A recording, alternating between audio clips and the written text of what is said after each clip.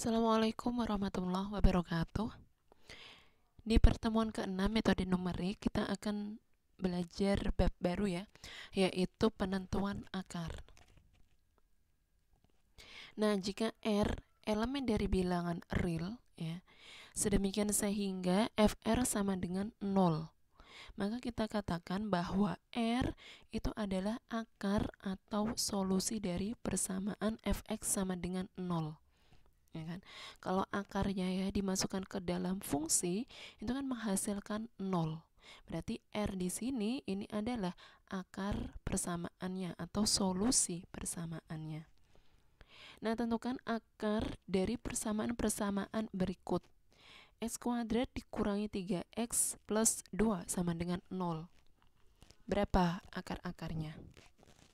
Ini bisa kita kerjakan dengan pemfaktoran ya. Pemfaktoran berarti berapa? X min 1, X min 2. Ya kan? Nah, berarti akar-akarnya adalah X sama dengan 1 atau X sama dengan 2. Ya kan? Terus kemudian yang B di sini X dikali 2, X min 1 sama dengan 0. Berarti akar-akarnya adalah X sama dengan 0 atau X sama dengan setengah. Kemudian yang C ini X pangkat 6 dikurangi X dikurangi 1. Di sini dia pangkatnya 6 nih. Sementara kalau yang D 1 dikurangi X ditambah sin X, di sini terdapat fungsi trigonometri. Ya. Kemudian di sini ada X kembali. Terus yang E eksponen X dikurangi X dikurangi 2 sama dengan 0. Nah, di sini mudah bagi kita ya menentukan akar dari persamaan A dan B. Bagaimana dengan persamaan C, D, atau E? Ya kan? Kita kan tidak bisa langsung menggunakan apa? Pemfaktoran ataupun rumus ABC ya. Kalau secara analitik kan bisa dikerjakan dengan pemfaktoran dan rumus ABC yang diskriminan yaitu. Kalau diskriminan kan dia terbatas pada pangkat 2 ya. Nah, dalam menyelesaikan persamaan non-linier itu dapat dilakukan dengan analitik atau numerik.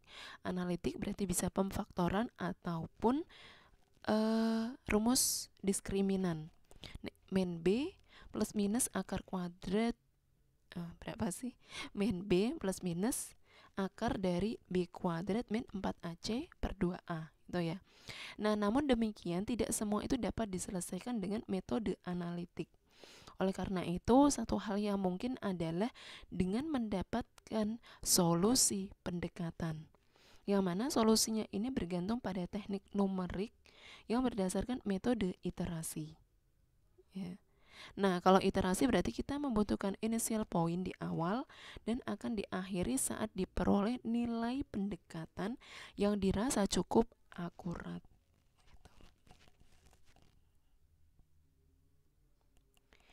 Lebih lanjut, nah metode penyelesaian persamaan non-linier ya, itu ada 3 atau mungkin lebih ya.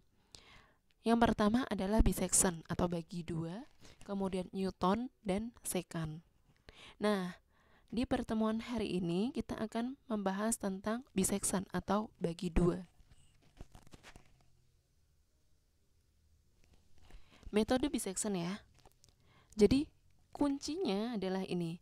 Misalkan fx kontinu pada interval a, b, dan fa dengan fb, nilai fungsi dari a dan nilai fungsi dari b itu memiliki tanda yang berlawanan. Jadi misalkan fa ini dia nilainya positif, maka fb-nya ini yang negatif. Atau kalau fa-nya yang negatif, fb-nya ini berarti positif. Yaitu atau dituliskan seperti ini. FA dikalikan dengan FB ini kurang dari 0 ya kan. Kalau berlawanan tanda hasil kali nilai fungsinya ini kan berarti kurang dari 0. Maka terdapat paling tidak satu akar R pada interval AB. Ya. Jadi kalau hasil kali nilainya di sini kurang dari 0, berarti ada paling enggak itu satu akar pada interval AB. Itu. Nah, idenya adalah ini.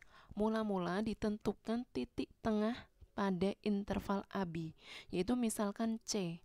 Jadi di sini ini adalah A, kemudian di sini B. Nah, kita buat titik tengah yang di tengah-tengah interval AB, misal di sini ya. Nah, ini adalah C. Tuh. Sehingga diperoleh dua interval baru, yaitu AC dan CB. Nah, ini kan AC dan CB, yang salah satu di antara kedua interval tersebut mengandung akar. Nah, cara mengetahui akar itu berada pada interval AC atau CB itu adalah dengan ini. Jadi kita hitung FA berapa, FC berapa. Kalau hasil kali nilai fungsinya itu negatif, berarti di interval AC ini terdapat akar. Ya, terdapat solusi persamaannya. Tetapi kalau FA dikalikan dengan FC itu hasilnya positif, ya, berarti ada di sebelah sini. Akarnya itu ada pada interval C dengan B gitu. Nah, selanjutnya adalah pilih interval yang mengandung akar. Misalkan ya, FA dikalikan dengan FC itu negatif. Berarti kita pilih intervalnya adalah interval AC ya. Kita pilih ini. Proses diulang dengan membagi dua pada interval yang dipilih dan memeriksa setengah interval yang mengandung akar. Pembagian dua interval itu dilanjutkan sampai lebar interval yang ditinjau itu cukup kecil. Nah, misalkan tadi kan ada di sini ya akarnya itu AC. Nah, kita bagi dua lagi. Nah, misalkan di sini. Nah, ini adalah D. Berarti kita periksa FA dikali dengan FD positif atau negatif. FD dikalikan dengan FC hasilnya positif atau negatif. Kalau misalnya yang negatif itu ada di sini ya. FD dengan FC hasil kalinya ini negatif. Berarti kita bagi dua kembali di sini. Nah, terus kemudian ini misalkan adalah E. Tuh. Kita hitung kembali FD dengan FE, FE dengan FC. Nah, ternyata negatifnya di mana? Negatifnya di sini. Berarti kita bagi dua kembali dan benar-benar jadi interval yang kecil ya. Sehingga apa ya? Akarnya itu kayak dipepet dengan interval yang baru. Tuh. Jadi kan kalau semakin dipepet ya, itu kan berarti semakin mendekati dengan letak titiknya itu ada di mana, ya enggak? Paham ya? Nah, ini ilustrasinya. Jadi interval A sampai dengan B. Nah, kita hitung FA dikali dengan FB, negatifnya di mana? Oh, ternyata di sini. Nih ya. Ternyata ada di FA 1 dengan yang di sini ya. Ini yang menghasilkan perkalian fungsi negatif. Hasil kalinya. Kemudian nih kita bagi dua kembali. Terus kita periksa mana dan seterusnya itu. Ya kan? Nah, akarnya kan ada di sini. Akarnya itu kan nilai dari akarnya FR-nya itu sama dengan 0 ya. Jadi ini. Bener kan? Nah, ini. Jadi ini kayak letak R-nya itu kayak dipepet dengan suatu interval yang semakin kecil seperti itu. Nah, pasti ini nanti dipilihnya ini dan seterusnya sampai dia benar-benar dekat dengan R-nya itu. Nah, jadi ini algoritma bisectionnya. Yang pertama input fx fungsinya, input a b batas intervalnya dan toleransinya epsilon. Dimana FA dikalikan dengan FB ini kurang dari 0 dan A kurang dari B. Kita hitung ya titik tengahnya. Nah, jika B kurang C ini kurang dari atau sama dengan epsilon atau FC ini sama dengan 0 ya, maka kita ke langkah 6. Kita stop dengan akar pendekatannya itu adalah C, ya.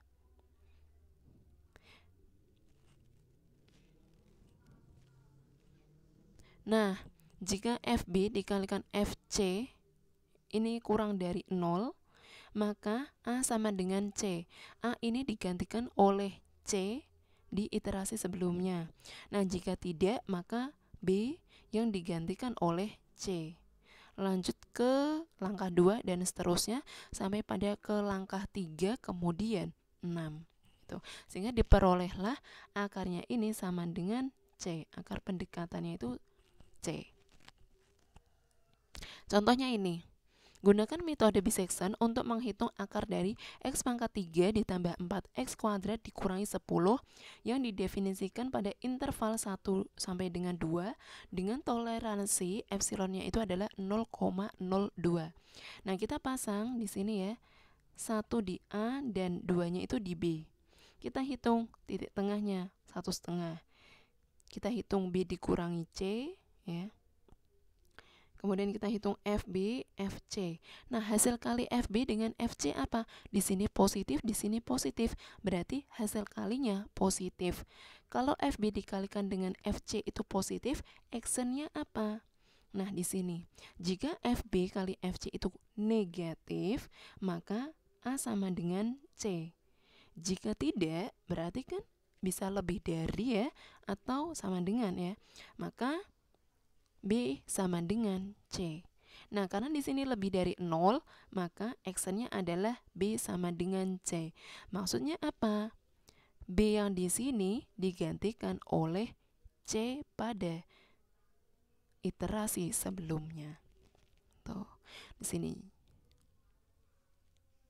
Kita cari titik tengahnya, kemudian kita hitung B dikurangi C, kita hitung FB dengan FC-nya. Hasil kalinya di sini positif, di sini negatif, berarti hasil kalinya negatif.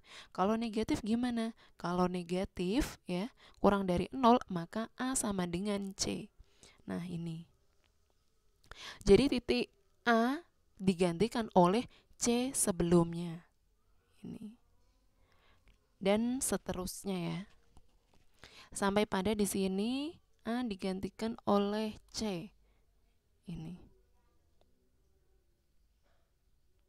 Kemudian kita hitung B dikurangi C. Nah, di B dikurangi C-nya di sini ternyata udah 0,015625 ya. B dikurangi C-nya ini berarti udah kurang dari toleransinya. Berarti apa? Kalau B dikurangi C kurang dari atau sama dengan toleransinya, maka kita ke langkah 6. Kita stop. Maka R pendekatannya itu adalah C. Nih. Nah, karena di sini nih ya udah kurang dari toleransinya, sehingga kita stop dengan R pendekatannya itu adalah apa tadi? C. Ini ya. Di sini C. Nah, yang jadi C-nya adalah ini.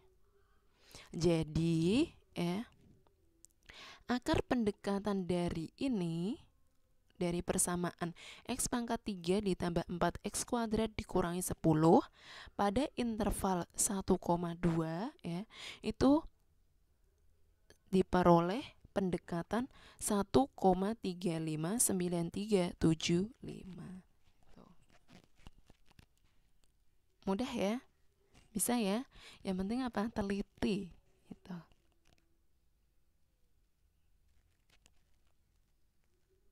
Nah, lanjut ke konvergenan metode bisection. Nah, ini interval mula-mulanya ini. Kemudian interval setelah iterasi ke n itu adalah AN sampai dengan BN, dengan n-nya ini jalan ya 1, 2, 3 seterusnya sampai benar-benar kita stop paling kecilnya itu berapa. Nah, maka diperoleh B1 dikurangi A1-nya itu adalah setengah dari B0 dikurangi A0, ya kan? Di sini kan A0, ini A0, ini B0. Kemudian kita bagi 2. Nah, berarti yang jadi A sampai dengan A dan B itu kan ini ya, antara ini atau ini. Ini kan setengah dari interval awal dan seterusnya ya. Ini. Maka diperolehlah Bn dikurangi An itu sama dengan setengah pangkat N dikali dengan B0 dikurangi A0. Maka titik tengah di antara ini ya, di antara ini itu adalah An ditambah Bn dibagi 2. Tuh. Nah, di sini mutlak dari R dikurangi Cn itu pasti kan kurang dari Bn dikurangi Cn.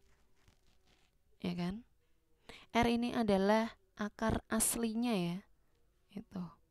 Ini adalah akar aslinya. Ya kan? Akar aslinya dikurangi dengan Cn ya, yaitu R pendekatan ya. Itu kan pasti kurang dari atau sama dengan Bn dikurangi Cn. Nah, sementara Bn dikurangi Cn itu adalah ini. Kita bisa lihat di sini. Nah, ya ini masih sama. Ini. Nah, di sini saya udah jabarkan. Berarti apa? Mutlak R dikurangi Cn ini kurang dari atau sama dengan setengah pangkat N plus 1 dikali B0 kurangi A0. Tuh. Sama ya. Nah, jika ini itu kurang dari atau sama dengan epsilon, maka diperolehlah apa? Mutlak R dikurangi Cn ini kurang dari atau sama dengan epsilon. Tuh. Nah, ini dan seterusnya, maka diperolehlah N ya. N itu adalah banyaknya iterasi. Ya kan? Tadi kita udah nanti melakukan pemotongan berapa kali tuh. Nah, diperoleh ini. Saya jabarkan di sini aja. Nah, dan seterusnya. Jadi ini itu menunjukkan apa? Banyaknya iterasi minimal dari bisection. Contohnya ini. Nah, tentukan misalkan interval AB itu adalah interval 1 sampai dengan 2. Tentukan banyak iterasi yang diperlukan untuk mendapatkan akar pendekatan sehingga memenuhi error bertoleransinya itu adalah 10 pangkat negatif 4 pada iterasi ke N. Nah, diperolehlah N-nya ini lebih dari atau sama dengan 12,287. Jadi banyaknya iterasi itu minimal 13. Barulah nanti B dikurangi C-nya itu kurang dari epsilon ini. Gitu. Jadi semakin banyak toleransinya ini semakin kecil, maka kan iterasinya itu semakin banyak. Paham ya? Jadi kalau ini Bu, ini kenapa kok nggak dibulatkan ke 12 aja? Nah, kalau 12 berarti belum, masih apa ya? Masih belum kurang dari ini. Masih lebih dari 10 pangkat negatif 4. Ya kan? Kalau iterasi ke-12 itu hasil B dikurangi C-nya ini masih lebih dari epsilonnya. Tetapi setelah ke-13 barulah kurang dari epsilon. Paham ya? Nah, ini tugasnya. Gunakan metode bisection untuk menentukan solusi dari eksponen X, E pangkat X sama dengan 4X. Ini kalian juga bisa ini ya, pindahkan ruasnya. Jadi E pangkat X dikurangi 4X sama dengan 0. Tuh. Pada interval 0,1. Dengan toleransinya ini adalah 0,001. Tuh, silakan nanti kalian buat tabelnya seperti ini. Tuh.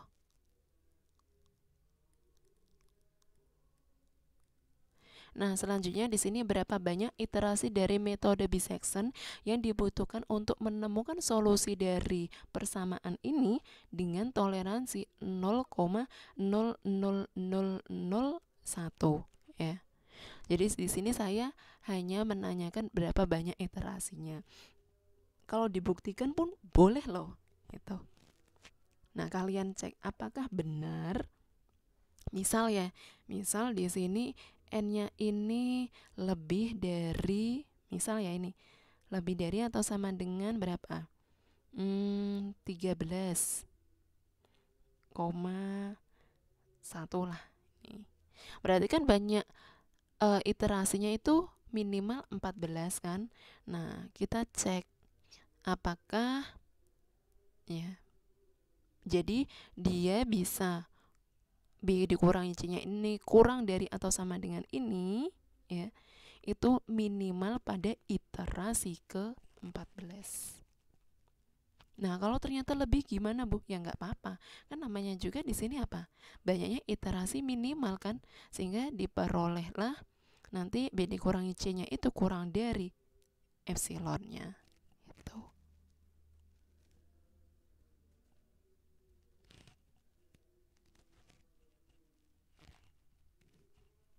Oh enggak. Berarti yang ke tepat 14 ya, iterasi ke-14 itu nanti diperoleh dia udah mulai. Nah, itu. Pada iterasi ke-14 ya. Iterasi ke-14 berarti nanti B dikurangi C-nya itu sudah mulai kurang dari epsilonnya ini. Iterasi ke-15 berarti berkurang kembali ya. Kalau iterasi ke-13 B dikurangi C-nya ini belum kurang dari epsilonnya. Itu. Paham ya? Nah, silakan kalian kerjakan dan dikumpulkan. Tuh. Baik, semoga materi hari ini bermanfaat ya. Tetap latihan karena sebentar lagi UTS ya. Saya akhiri. Wassalamualaikum warahmatullahi wabarakatuh.